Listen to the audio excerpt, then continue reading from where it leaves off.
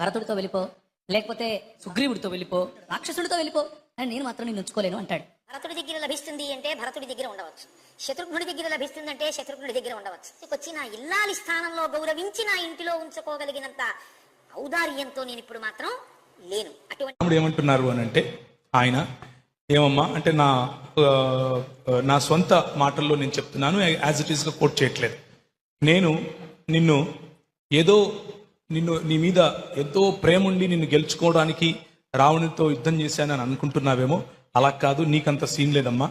నేను నా కులధర్మం నిర్వర్తించటానికి, నా కులానికి ఉన్నటువంటి గొప్ప విలువను స్థాపించుకోవటానికి, మరియు లోకంలో ఉన్న వాళ్ళందరూ నన్ను ఎక్కడైనా దుమ్మెత్తి పోస్తారేమో దాని నుంచి నన్ను నేను సంరక్షించుకోవటానికి మాత్రమే నిన్ను నేను గెలుచుకొని వచ్చాను. కాబట్టి నువ్వు కావాలంటే లక్ష్మణుడితో వెళ్ళిపో, లేకపోతే భరతుడితో వెళ్ళిపో, లేకపోతే దాన్ని ఏమంటారు సుగ్రీవుడితో వెళ్ళిపో. అంటే సుగ్రీవుడు ఒక జంతువు కదా, ఒక వానరుడు, మనిషి కాదు, వాడితో వెళ్ళిపో. ఇంకా అది కూడా కాదంటే విభీషణుడు రాక్షసుడితో వెళ్ళిపో, అని నేను మాత్రం నిన్ను ఉంచుకోలేను అంటాడు.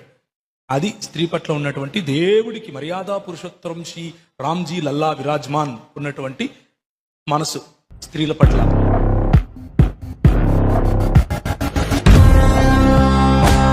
ఇవన్నీ కూడా నేను ఒక మనుష్యుడు తనకి కలిగినటువంటి నింద తొలగించుకోవడానికి, పరాక్రమాన్ని నిరూపించుకోవడానికి, తన వంశము కళంకం పొందకుండా ఉండడానికి చేశాను తప్ప నా మనసులో వేరొక ప్రయోజనాన్ని పెట్టుకుని చేసినవి కావు. అంటే నీ కోసం నేను చేయలేదు. పెద్ద మాట వేసేసాడు ఇక్కడ. ఆయన అన్నాడు ప్రాప్త చారిత్ర సందేహ, అనుమానాస్పదమైనటువంటి నడవడి కలిగిన దానా అన్నాడు. ఆయన అన్నాడు, సీత, ఇప్పుడు నీకు ఉన్నటువంటి కష్టం నుంచి నువ్వు విడుదల పొందావు, రావణుని భయం నీకు లేదు. కాబట్టి ఇప్పుడు నువ్వు దిశలలో నీవు ఎక్కడ సంతోషంగా ఉంటాననుకుంటావో అక్కడికి నువ్వు వెళ్ళవచ్చు.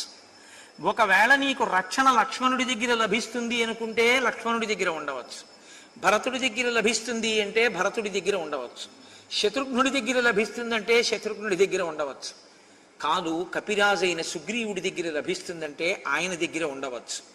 కానీ రావణాసురుడు బలవంతంగా తన చేతితో పట్టుకుని పైకెత్తి తొడ మీద కూర్చోపెట్టుకుని చాలా దగ్గరగా నిన్ను పట్టుకుని కామమోహితమైన కన్నులతో చూసినటువంటి నిన్ను మళ్ళీ తీసుకొచ్చి నా ఇల్లాలి స్థానంలో గౌరవించి నా ఇంటిలో ఉంచుకోగలిగినంత ఔదార్యంతో నేను ఇప్పుడు మాత్రం లేను. అటువంటి స్థితి కుదరదు. కాబట్టి నీవు రక్షణ ఎక్కడ పొందుతావో